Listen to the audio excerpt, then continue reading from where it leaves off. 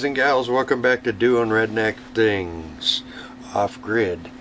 Been kind of a slow week. I've been kind of lazy today. I'm getting this video out too late, a little later than usual. Usually I like to get it out in the morning, but it's 3:30 Pacific time out here right now, and it's time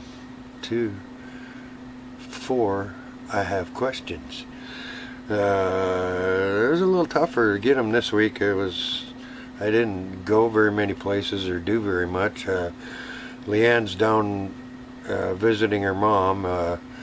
Was the 2-year anniversary of her dad passing away on the 27th of August, so I took her down there to so she could be with her mom during that time, and I guess her mom's doing pretty good. So alright, it is the 5th of September. It's my oldest daughter's, Elizabeth's, birthday. Happy birthday, Liz. I love you. Miss you guys up there in Washington. So let's get to it. Number one. So apparently they have this app for your phone that makes a spider crawl around on your head. I don't know if you guys have seen that, and it's in live time, so the spider looks like it's crawling around on your head, and it scares the crap out of kids, and I know it scared the crap out of me too. I'd be smacking myself crazy it's like, it's funny, but it ain't funny. I mean, it's this big old tarantula that crawls around on your head, crawls around the back of your head, comes around this side, and they were doing it to little kids and old ladies and stuff. Oh, it's just hilarious. But spiders creep me out, so I would have beat myself to death trying to get rid of that spider. So number two is kind of I touched back quite some time ago on this. It's like we have the capabilities to assist the Miami residents. All they got to do is send in the reservists, the CBs, the combat engineers, the Air Force repair guys.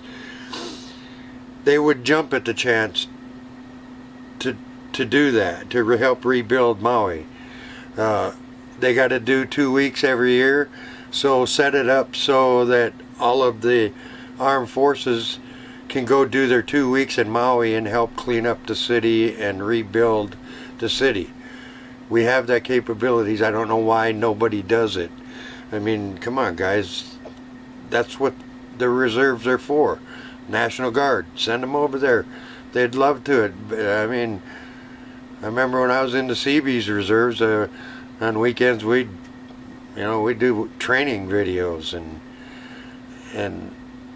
various training things just on the weekend, and 2 weeks we'd go out to Port Hueneme, and I went to San Clemente Island one time and build roads, and there's thousands of men that would gladly do it, and they got to do their 2 weeks every year anyway, so why not send them over there and utilize the resources that they have? They are the CBs, the combat engineers, the Air Force guys, they're all excellent operators, excellent guys. They got carpenters, electricians, block layers, heavy equipment operator. They could do it in no time, but nobody thinks of that because they're, well, you know how it is. Most of them guys that are running things don't think. So that is number two. Send a reservist over there and help them people. It's crazy. Okay, this next one I was watching the ticker tape thing on the news the other night, and just scrolled through there, and I wasn't quite sure what to think about it, and it kind of rubbed me the wrong way. So apparently there's a game creator. is going to create an interactive video to help future generations of kids understand about the Holocaust.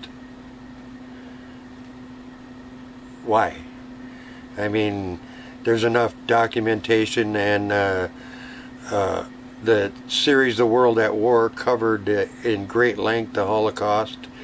Why don't they use that? In my opinion, I think the video game is going to turn into something twisted and not very appeasing to people. I mean, there was horrendous things that happened during the Holocaust. How are you going to do an interactive video game to teach future kids about that? I just don't see it as being something that should be done. That's my opinion, but that's what, I mean, to me it's kind of creepy. So my next one, number 4, is from G-Bear. And he wants to know, there was, I guess, in LA or East Hollywood or someplace like that, they were having a El Salvador Independence Day parade. Why are they having? I understand you're proud of your heritage, but once you move to America, now you're an American citizen. You need to celebrate our holidays. I mean, you can believe whatever you want. I don't have a problem with that, and be proud of your heritage. I'm Polish and Swedish, and I love Polak jokes. I love Swedish jokes, the Sven and Ole jokes, and you know, how many Polacks does it take to change a light bulb? Jokes like that. 4, 1 to hold the bulb and 3 to turn the chair. You know, that's, I don't have a problem with that.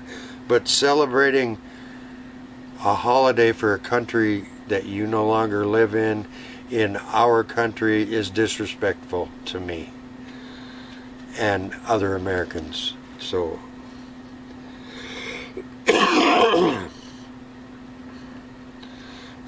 okay, that's going to bring us to number 5. Number 5. Apparently there's a report that states that the states that have relaxed marijuana laws now have an increase in impaired drivers on their roads. Go figure. I was like, well, I don't have to get drunk. I can smoke a hooter and I can drive home. Nobody will know. They ain't gonna smell alcohol on me. You know, it's just silly. What, you know? Go think. What are people thinking?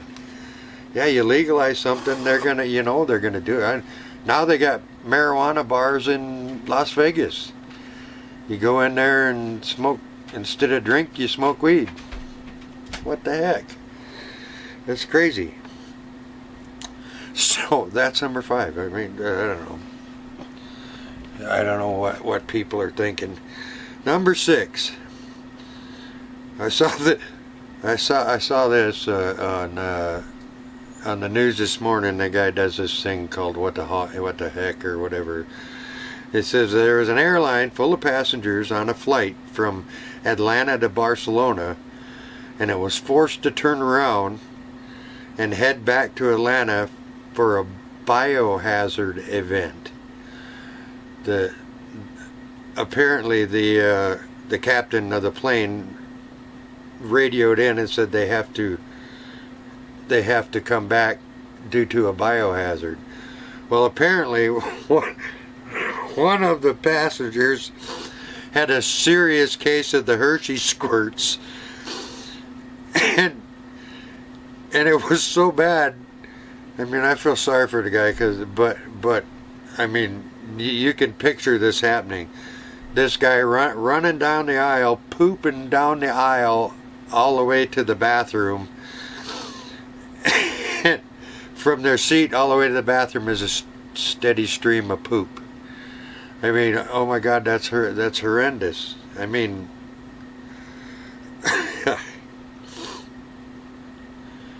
it must have been bad, because the people, you know, the guy had to poop so bad it was all the way, pooped all the way to the outhouse, and now I guess they're like 2 or 3 hours into their flight. Now they got to turn around and go back to the airport and have the poop cleaned up, because you imagine going all the way from Atlanta to Barcelona with a big stream of poop down the middle of the aisle. Oh my God, that must have been horrendous, stinky. Oh, I wonder what the guy ate. Holy cow. That's pretty bad. You get the Hershey squirts, you can't make it to the bathroom on an airplane.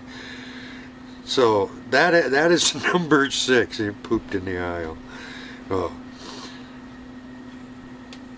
Number 7. I was watching that the Fail Army thing, and they were showing animals and stuff, the crazy stuff that animals do. And I was, why are cats afraid of cucumbers? I mean, they showed like 10 or 20 where cats are eating and the owner sets a cucumber on the ground behind them, and the cat jumps like 8 feet in the air and pew, takes off out of the room. What is it about a cucumber that scares the crap out of cats? I want to know. It is funny though. I mean, it's just crazy. Cats there's something wrong with cats anyway. Their brain don't work normal because they do silly, crazy things. I know our cat does it. It'll get random things that are running through the house like something's chasing it. I don't know. So that is number 7. Cats are afraid of cucumbers. Number 8. Now this is it's kind of humorous, because you know, it's like, why do people think that they can interact with wild animals or farm animals, and then they get upset when the duck or the cow or the goat headbutts them, or the llama spits in their face, or they get clawed, or I don't. Why? I mean, they're animals. They unless they were raised with humans, they're unpredictable. I mean, wow. You know, even at petting zoos, there's always that one crazy goat that's got to headbutt you to get your food from you, or you know, drive through wild ostriches and try to feed. You know, it's like, these animals are wild, people. They're observe them. Don't try to feed them. Holy cow. You can get seriously hurt. I mean, you know, like, oh, look, that's a buffalo. We're in Yellowstone Park. There's a buffalo. Let me go get a close-up with it. And the buffalo kicks your ass. Come on. I don't know what people think nowadays. Alright, and that's going to bring us to number 9. Do you ever wonder what your dog's dreaming about? Yeah, watch that. I was watching Neela lay on the couch the other day, and she's twitching. Her legs are twitching, and she's woofing. She's woofing, woofing, woofing. And for like 2 minutes. I'm like, I wish they could tell us what they're dreaming about. And I wake up, Dad, holy cow, Dad, you should have seen that rabbit. I was chasing that thing, and it was the fastest rabbit I ever seen. I must have run 5 miles chasing that rabbit and never did catch it. You know, what do you think dogs dream about? Or the mean, evil mailman that comes to the door, or I gotta tear him apart, and later on the dog goes and dreams about it. So, alright guys and gals, that is gonna do it for this week. 9/5/23 is the date. Happy birthday to my daughter Liz, 35 years old today. That's crazy. My youngest is 32, Leanne's youngest is 37, and Paula's oldest, or Leanne's daughter Paula is 39 this year. So all our kids are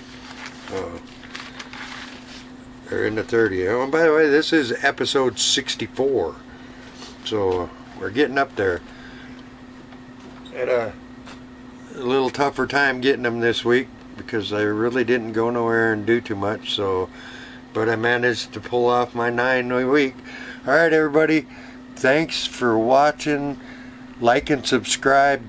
Support your troops. Get out and vote. Take your friends to vote. Let's get our country back. God bless everybody. I'll see you next week. Bye.